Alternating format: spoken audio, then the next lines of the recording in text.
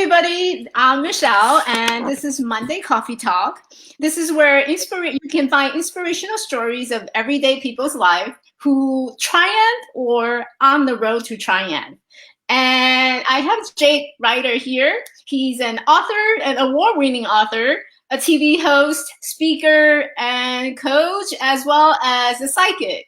I know, right? All of the combination, and I'm super excited. I got connected to Jayc, and he's been amazing. We had such a great conversation together, and I just can't wait to share him with you. So, welcome, Jayc. Hi, Michelle. Lovely to be here. It's an honor to be on your show. It really is. Thank you. So, Jayc, this morning I was watching one of your videos that was talking about the love lessons, which is a TV show that you produce, right? And it's currently being aired where? Roku? On Roku and Amazon Fire on their networks. And so I was watching you describing one of the your love language, and Jayc actually shared something very personal, and it's a great story, and I loved it.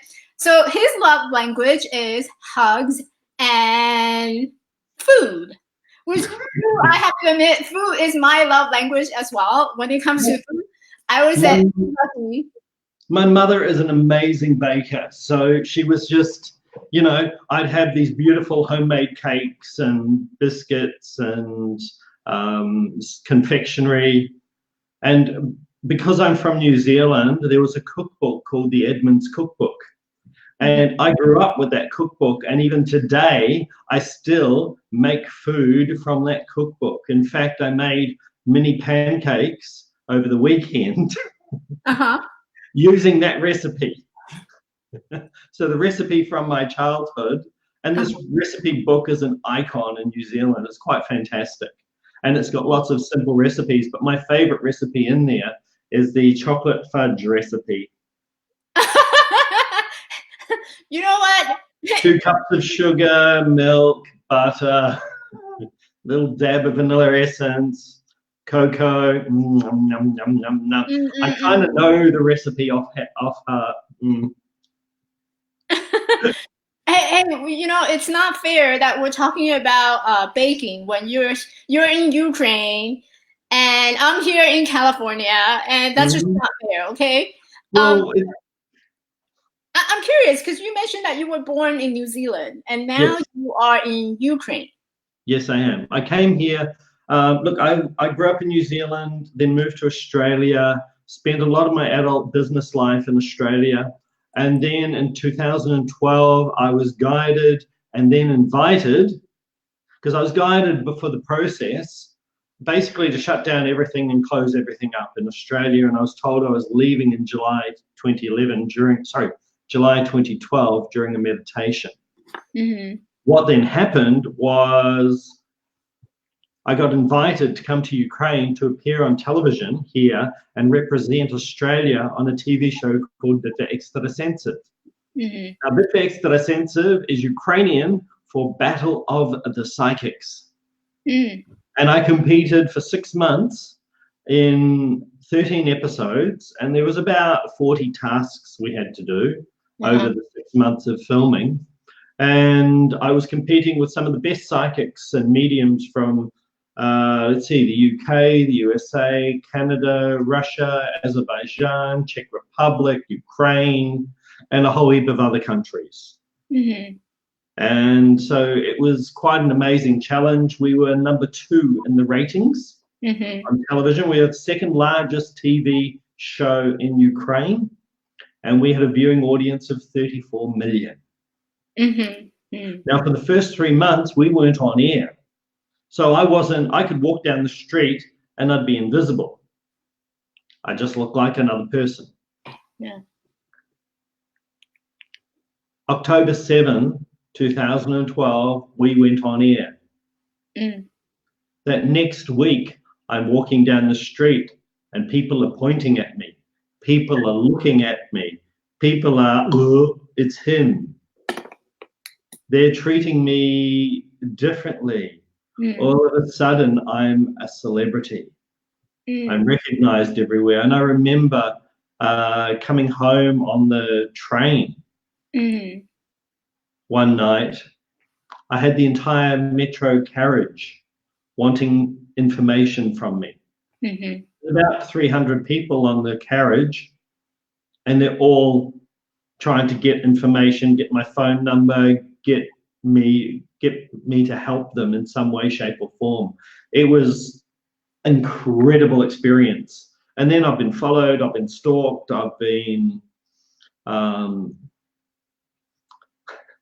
had people afraid to meet me. They're a bit afraid of me. Because as a psychic, because in Ukraine, you've got this ex-Soviet country, and psychics and mediums and spiritual people were elevated. And because they were elevated, they were positioned as somebody different that you should respect. Which was great. It was lovely to feel that respect. But I'm very hands-on, I'm very touchy-feely. I remember walking down the street and there was a woman following us. And I said to my partner at the time, we need to stop, we're being followed. Because I'd watched her, we'd gone around some streets as we were shopping, and they had lots of village markets here with lots of little shops in different places. I was being followed, and this woman, I stopped and I turned to her and I waved to her to come to us. She came to us and she was, please, can you help me? I said, of course. Cut a long story short, we organized a meeting with her and we helped her family with a really difficult situation. Now, I said, yep, sure, I'll help you, happy to. And then I put my arms around her and I gave her a hug because I could see how afraid she was. She burst into tears. Okay, because she could feel how genuine and sincere I was. And how that the fear that she had wasn't needed. Now somebody needs, whoever's watching will need to hear this, that the fear that is happening in your life is not real, and you can trust yourself, you can trust your instinct, and you can take that action. And don't be afraid of taking that action. I don't know who that's for. I knew when I was making my coffee before the show, I could feel there was going to be some messages for certain people that would watch the show, either while it's live or the recording. Right. It's one of the advantages of being me. I sort of know stuff ahead of time, but it's also a challenge. So yeah, here in Ukraine, I not only did Battle of the Psychics, where I got awarded third place against some of the best in the world. Now, the next year, I then did 16 episodes of a TV show that I'll give you the translated version of the name. Okay. Which is Psychic Investigations. I remember seeing that on the YouTube. I was searching it, and I remember seeing that. Yeah. The direct translation is Investigations Leading Psychics, which means psychics leading investigations. But because of the translation, it's not a proper. So I just call it Psychic Investigations and leave it at that. It makes life so much easier. It does, doesn't it? Anyway, on that show, I did 16 episodes, and it was me and one other psychic on each episode, and we solved murders, suicides, mystical stories, all sorts of weird and wonderful stories. And what I then did was I then wrote down my stories into my book. Yes, I'm plugging my book. Jayc Ryder, closer. Available. Real Psychic Medium on reality TV, available on Amazon. Look me up. Yeah. Shameless plug time. I'll put a link later. I just wanted to go back just a little moment when you met this woman who was coming down on the street and you were talking to her, and with all that, and you mentioned this earlier too, that sometimes you just have to trust yourself. And it brings me to ask the question, well, why do we ask question of solving a problem if we already know the answer is within us? Why because do you we're afraid of our greatness? Most people, I will say, well, all the thousands of people I have met in my life so far and I have worked with, because I've worked with large groups, small groups, people of different nationalities, all sorts of things. And I've been on stage and on television. Everyone that I meet is afraid of their greatness.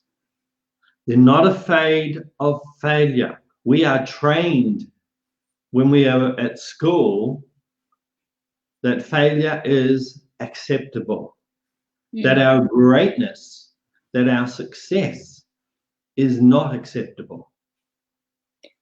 That's interesting because, if you go around and everyday people, everyday ordinary people, you ask them, what do you want for your life? Oh, I want happiness. I want joy. I want money. I want a big house. I want just to have enough so that, I am content with what I have. But we're talking about greatness, right? So in your opinion or your view, where's that disconnect? Because we are trained to stay as worker bees. Because we are trained to stay in a cubicle. I know my work when I was in the corporate world. Now, I left the corporate world nearly 13 years ago. And I would be in a training room, training people on document management. I would then be in another room conducting presentations, sales presentations, and presenting business solutions. Selling millions of dollars worth of product for a company that I really loved.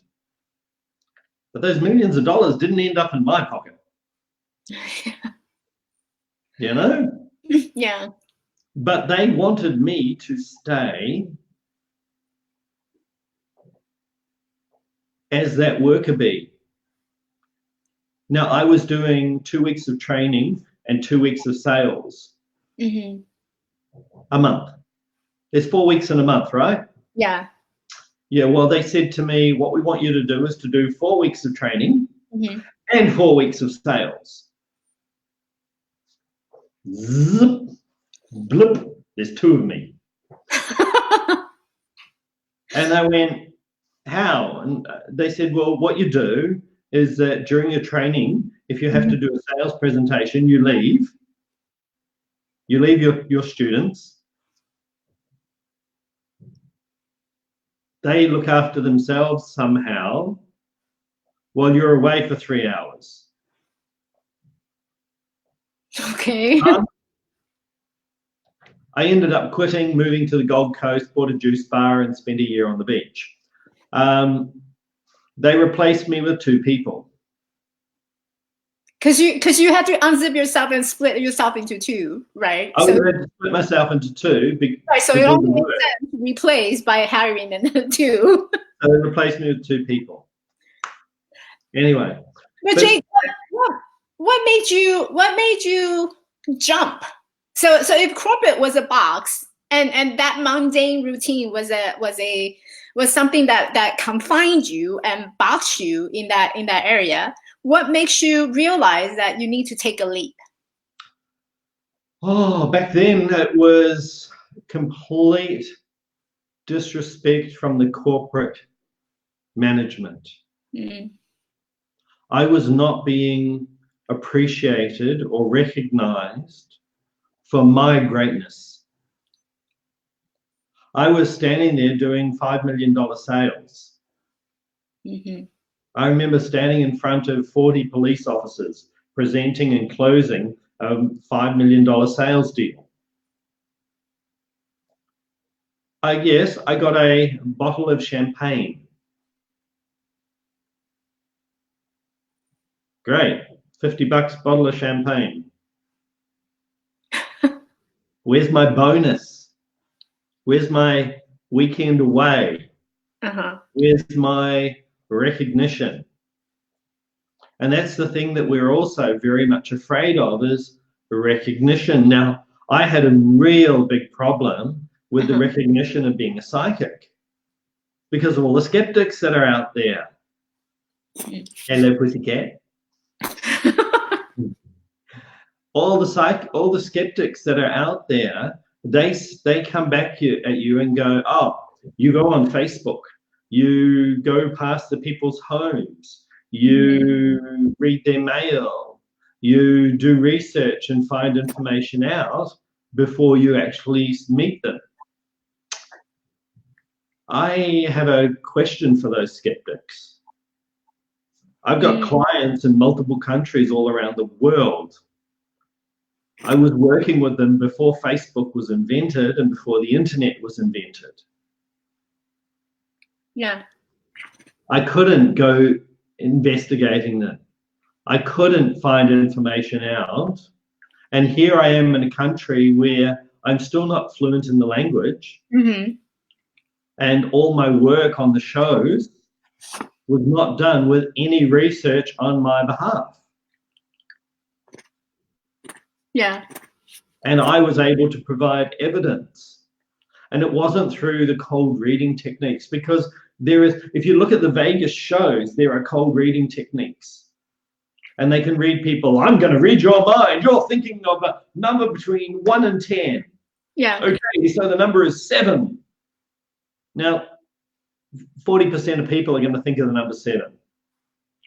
20% of those next number of people are going to say yes because they want to be thought as good. They want to please. Okay?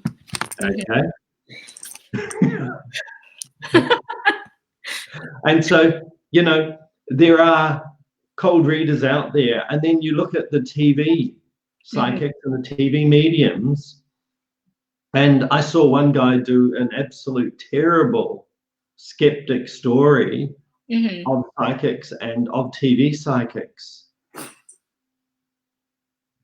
And what he didn't realize was that let me tell you a story of, and it's to do with my love language as well, and you'll see how it ties in a second. I was doing an investigation in a remote village. It took us 17 hours to drive there from where I am in Kiev, Ukraine. We went to one of the other borders, and it's a town on that border. Now, I'm not going to say the name of the town, but the town there was some naughty things coming across the border through farmland. Okay. Well, a couple got killed because of it.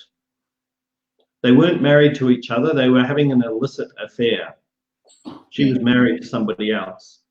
And they were found in the car, murdered. So I did an investigation for the show. And while we were filming, we had most of the village there. We had 50 people, including our crew.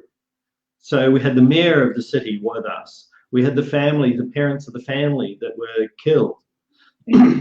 Anyway, I'm standing there with the mother, and I'm telling her all about her son. And I put my arms around her and I hug her. And as I hug her, I then run the energy of her son. And she said this in Ukrainian language.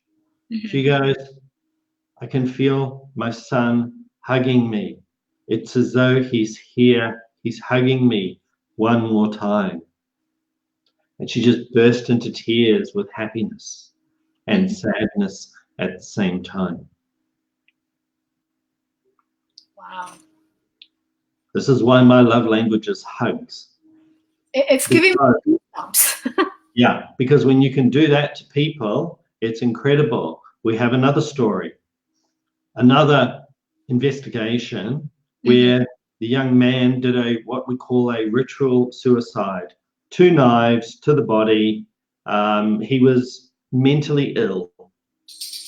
He was caught up in some sort of religious belief, and he stabbed himself with 2 knives. At that point, he realized what he'd done, and unfortunately bled to death. After I'd filmed with the father, I left the room we were filming in, moved out into the hallway, and then we were in a restaurant. Mm-hmm. They have most beautifully designed restaurants here. Amazing decors. They're just stunningly beautiful. Mm-hmm. Anyway, I'm out in the other room, and I've still got my microphone on, and the camera crew are repositioning themselves. Well, his mother, because I'd worked with the father on air, Mm-hmm. the mother comes walking up with her new partner, Uh-huh. and she started to thank me for the messages that I'd given. Mm-hmm. Now, I gave her a hug, and she was, oh my goodness, I can feel my son again. Yeah. And again, more tears. And behind me, I've got cameramen and sound people all trying to move to try to get shots. This little corridor thing that was, and it was behind the scenes. They probably have to do the camera like right here. Yeah, we're sort of, hey, look, can you go back over into the room where we've got all the lighting and we can do that again? No. No, because it was spontaneous. But when you get the opportunity to help people heal, Mm-hmm. that's what makes it worthwhile. Yeah. Now, I had another story of, I was doing a reading with a couple. He was a big truckie and he would beat her up. Mm-hmm. Now, I work with a non-profit organization who supports families who've experienced domestic violence. Mm-hmm. It's part of my passion to help. And so we do a lot of work for people who have been in domestic violence situations. Now, what happened was I'm sitting in the kitchen of this family's house. Mm-hmm. He's in the lounge where he's not meant to be. He wasn't meant to be there. I'm basically telling her, well, if he's beating you, get out. Here's how you leave. Here's when you leave. This is how you do it. Get out. Your safety is number one. Mm-hmm. I said, if you're being beaten up, your safety is more important first, and then deal with everything else afterwards. You've got to be safe. Right. Well, he came out, and he can see me there. Now, when I'm doing my sessions here in Ukraine, I often use tarot cards for the pictures. Mm-hmm. Because when I'm using translators, the pictures help the translation. Because in Russian and Ukrainian language to English, it's not a straight one-for-one translation. There isn't always a word in Russian that means the same in English. Got it. Yeah. Okay, so I use the pictures as just to help support my translators. Mm-hmm. Well, this guy stands beside me. Now, picture this. He is extremely fat. Okay. His hands are the size of both my hands together. No. Now, I needed to shake his hand. I had to do that. And I still couldn't get my hand around him. Big guy. Okay. He had shorts on, no shirt. He was sweaty. And because he'd been drunk the night before, and he was probably still drunk, mm-hmm. He was all sweaty and smelly. Okay. Ugh. Now, you give him a hug. He's standing there. He's got his fists clenched beside him. Uh-huh. And he's saying things in Russian. And I said to my translator, what's he saying? And she goes, I'm not repeating that. Those are really bad Russian words. Because, in English language, we have two really, really, really bad words, the F word and the C word. Those are our two really bad words. What's Both this? Four-letter words. Both four-letter words. Oh, look, I'm not going to say them. No. Yeah, off air, fine. Well, I'll explain off air. Okay. I'm like, I know the F word. Sometimes I use it, But what's it's used to disempower women. Oh. It means a woman's body part. Okay. It's very disrespectful and disgusting. Okay, got it. Now, in Russian, they have another 10 or 20 words worse than those two. Okay. Worse. Worse. So now he's standing there saying bad Russian words, and he's leaning over me. He wanted to punch me. I could feel his anger. I could feel his threatening. I could feel how angry he was. But I could also feel how afraid he was. I could feel how sad he was. Mm-hmm. I could feel how destroyed he was. So I turned to my translator and I said, tell him this. And to cut a long story short, it was to do with his father not loving him. He had issues around his father, not loving him, not showing love. I mean, I had a similar situation, so it was very easy for me to share and to see his energy matched one of the challenges I had. My dad was an alcoholic who was, I'll say, destroyed during the Korean War. Amazingly beautiful man who was destroyed by the Korean War. Now, I said some words to this guy. I told my translator to say it. She translated it into Russian. What do you think he did? He cried. Yes, he did. He suddenly stopped, burst into tears. Yeah. So what did I do? You showed him love. No. I stood up, I put my arms around him, and I hugged him. Sweaty, greasy, smelly and all. I gave him the biggest loving hug he has ever had in his life. So you did love. Yeah. Yeah. Yeah, but the hug was the key. Yeah. Now, he was afraid of his greatness. He was afraid of being a good man. He didn't believe that anyone could accept him for who he was or love him for who he was. Because when you accept who you are and you love who you are, what then happens is you take on an air of greatness that people mistake for ego. I'm very confident with what I do. And some people can look at it and go, oh, you're full of ego. Actually, I'm not. I'm the most humble, loving, caring person you could ever meet. And all I want is for you to step in and step up. Yeah. And I'm confident at what I do because I've had a huge amount of practice and I have spent my life building my abilities, having all sorts of crazy experiences. How did you overcome that fear to greatness? Because you were saying that we were all trained in failure, right? Accepting failure. We were brought up thinking that the failure is okay, but in terms of greatness, it's something that we are afraid of. How did you overcome and recognize that you have so much more in you in that greatness? It's very easy. I still haven't. I work on it every day. I build by trusting in me. I worry. I stress. I have sleepless nights. I have normal life stuff. Yeah. And I don't make a claim that I have mastered everything. Okay? No way. I have not mastered everything. I've still got a lot of things to learn. But I believe more in me and more in my connection than I ever have.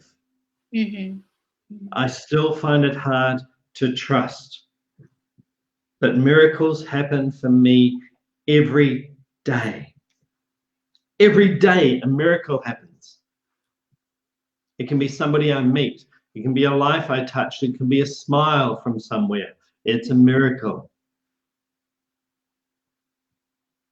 Wow, that's beautiful. Yeah. Sorry. No, go ahead. And just when you look at life as a miracle and you look for those miracles, that's when you get more confidence in yourself, because you're trusting in the universe and God and angels and Buddha and whatever you believe in, because I'm non-denominational. Yeah.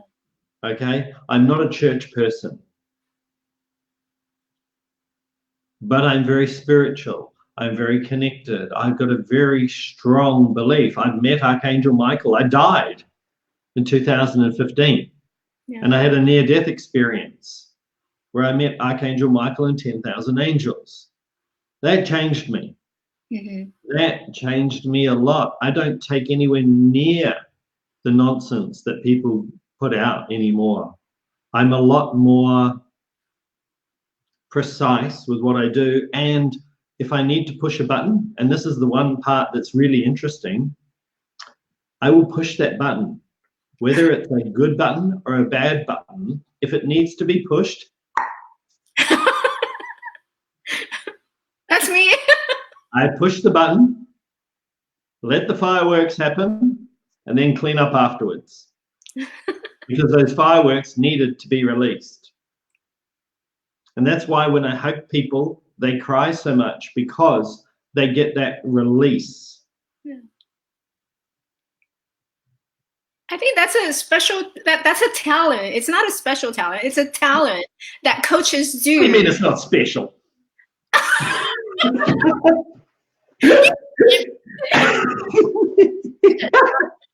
I think it's a very special talent that all of us have, is providing that room and space for love. And you know, no matter what language or love language that people speak, it's always in that space of love.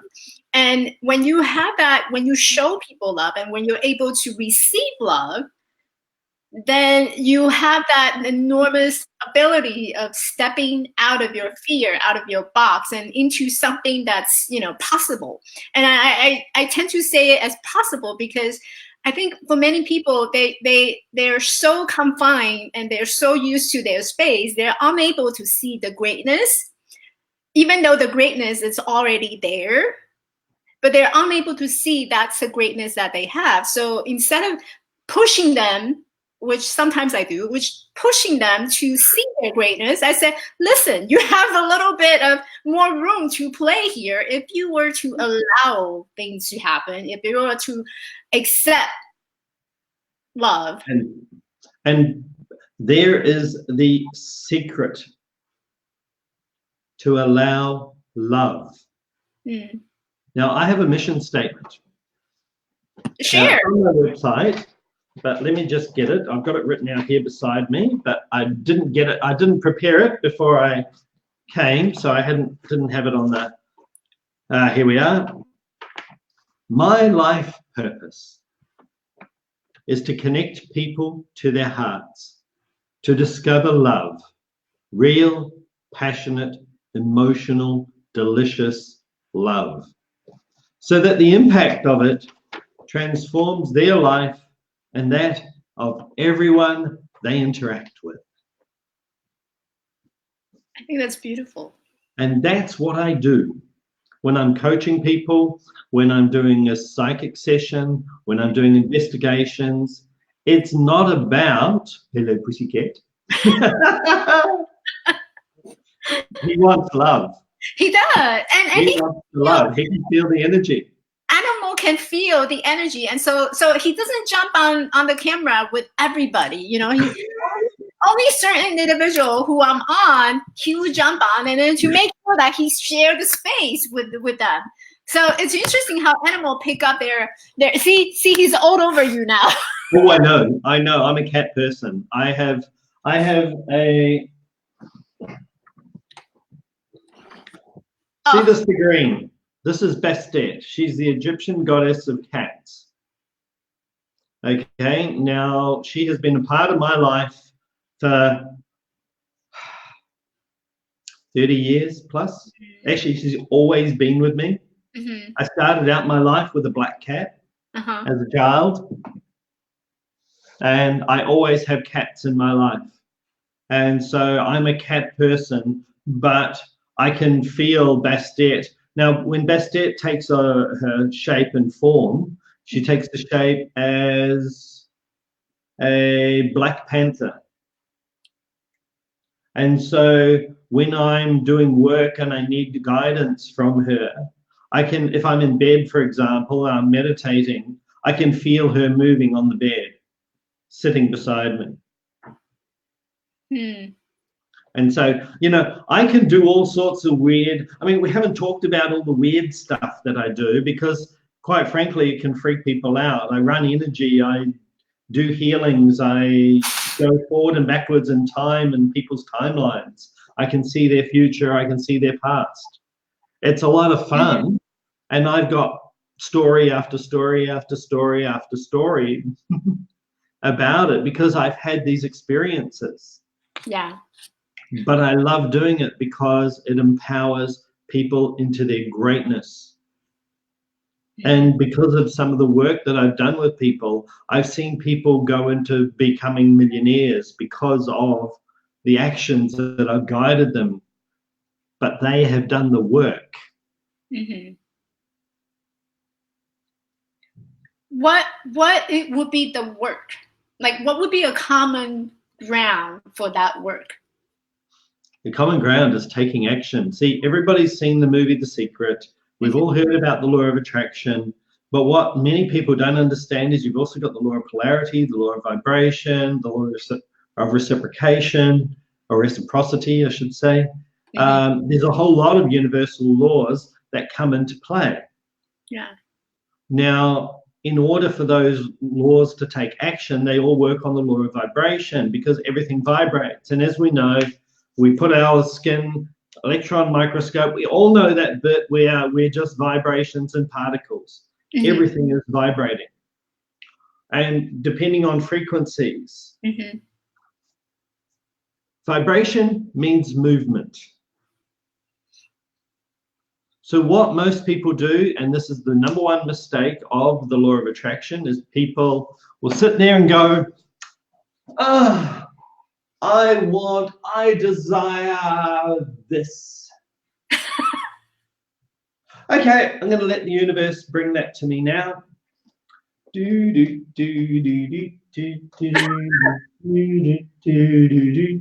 Oh, look, what's on TV?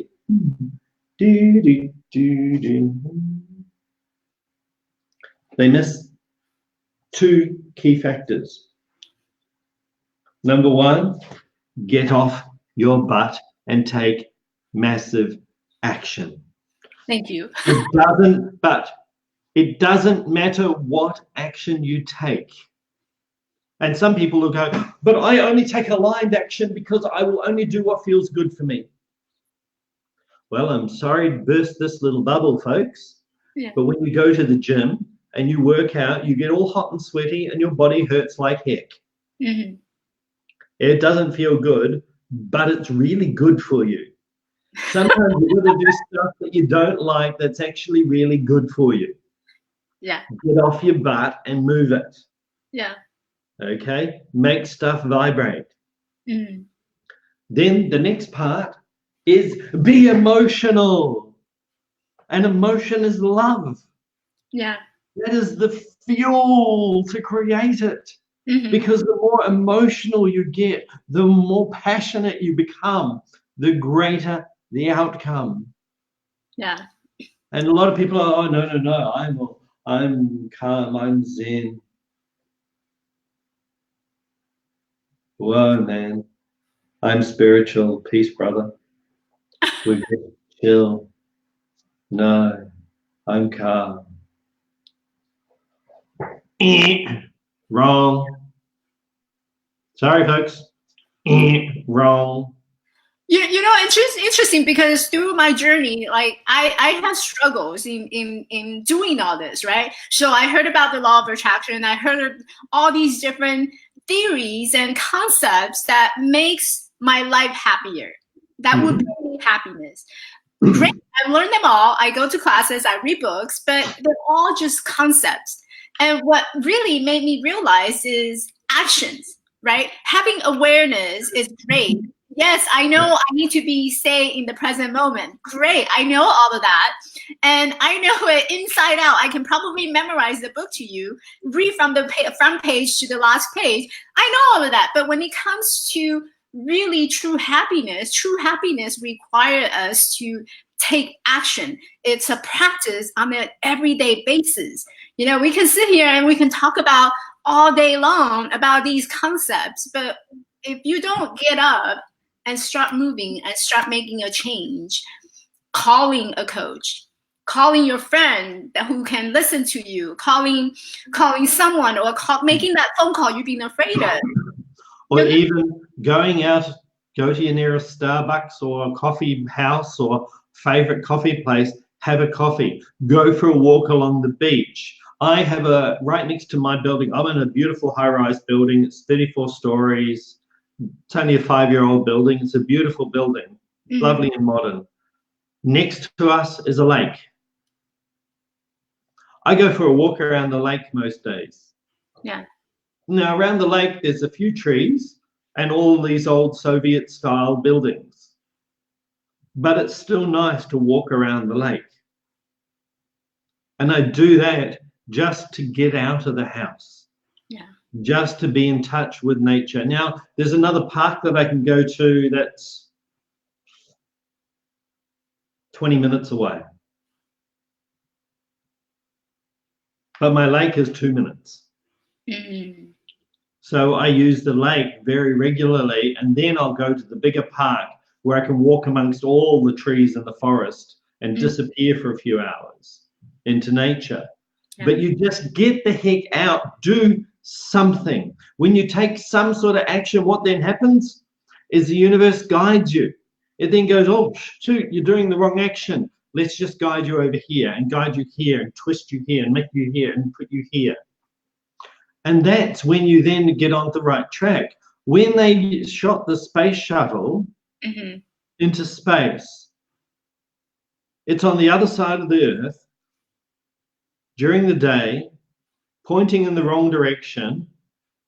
And then once it gets into space, they adjust. And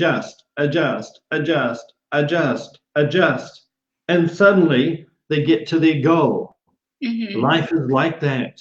It doesn't matter what direction you go, you will always get to your goal. Yeah. Now, I started my life as doing the accounts for 14 supermarkets at age 12. I have a very strong accounting background thanks to my darling mother, who is an accountant. Okay, I was doing profit and loss and balance sheets to avoid my drunken father. Yeah.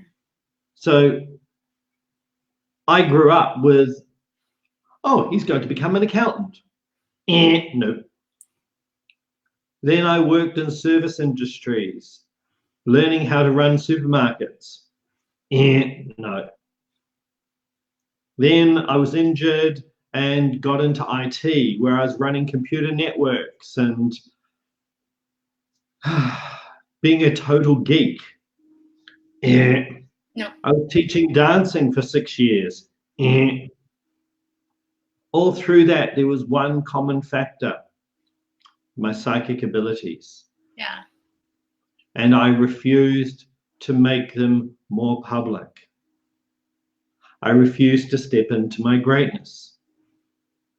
And then in I was public in the mid-2000s, but it wasn't until 2012 when I was on TV that I really truly stepped into who I am.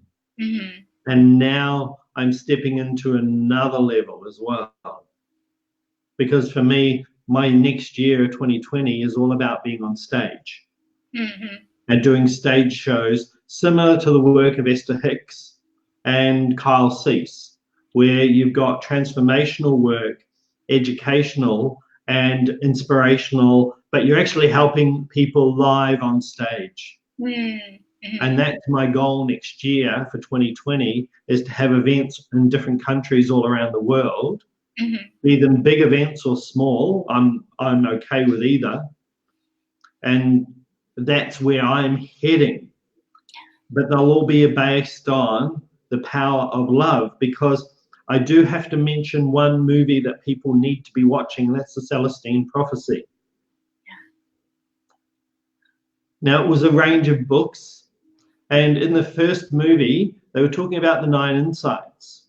And the 8th insight, because I can see we're just running out of time. I'm good. You told me 45 minutes, and I'm on the ball there. We can talk all day long, you and I. Yeah, I know. But the 8th insight is when you have 2 people or more, and you are both giving love unconditionally. Now, that doesn't mean I want something from you. It means I am giving openly with complete respect and love for you. Because right now, on this interview, I'm giving you total respect and love. You're giving me total respect and love, and our energy then multiplies. And as that multiplies, it makes it even more inspiring, passionate, empowering. Sadly, many people mistake love for sex. And that's another topic for another day. We need to do another show around that topic. Yeah. Because that's a huge, really amazing topic, because it's actually also another secret about love. Yes. And discovering our greatness. Amazing. I can't wait. I'm so excited for you, like what I envision you in 2020. And I'm seeing that in 2020, you're going to be here in California. You're going to be on the stage somewhere, and I'm going to be right there celebrating you and supporting you, however I can get a hug as well. However I can, and it's been amazing, and thank you so much for giving me the opportunity to be in that space of love that you share with me. And every time I speak to you, I always feel that love, that space. It's very comfortable and it's very soothing, and I appreciate you. Oh, thank you so much. Thank you. I appreciate being here today. And for everyone that has been watching, if you want to find out more, come to my website, jaycryder.com. That's JaycRyder.com. And I'm going to put the link on the link as well. And to find you. And if anyone wants to add me on Facebook, go right ahead. I accept all friend requests that I can until I hit the 5,000 limit. Oh, there's a 5,000 limit? I see. I didn't even know that. I'm still far. Yeah, there's a 5,000 limit on Facebook. I'm up to a couple of thousand at the moment. I have no doubt after today's show, you're gonna have more followers. Well, what's funny is I always know because most of my filming happened here between 2012 and 2014. I'm now on repeat.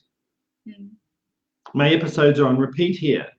And I always know when there's been an episode on TV. Yeah. Because I get lots of friend requests. Yeah. From locals in the country who've seen me. Yeah. But it's also syndicated all around the world on the Russian cable network. So I've got Russian-speaking fans in Argentina, Peru, Brazil, Caribbean, America, of course, Canada,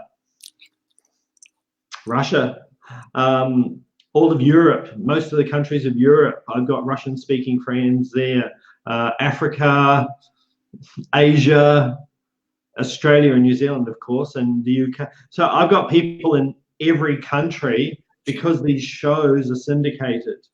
It's been a wonderful opportunity to touch so many lives. Yeah. So I'm gonna wrap it up, and in just one sentence, who are the clients that you work with? My demographics is primarily women aged 26 through to 65. Actually, no, I've had through to 70. Okay. I helped a 70-year-old find the love of her life and it was kind of embarrassing, the story she was telling me of what was happening once she'd met him. See how I said one sentence and he gave me 5? So basically, I help women who are looking for their greatness, who are tired of the disempowerment that life brings. Love it. Thank you, Jayc. Thank you so much. It's been an honor to be here. Much love to you. My love to you too. We'll talk more. Bye, everybody. So tune in again for the next Monday Coffee Talk, and I will bring you more inspirational people and speakers. Bye.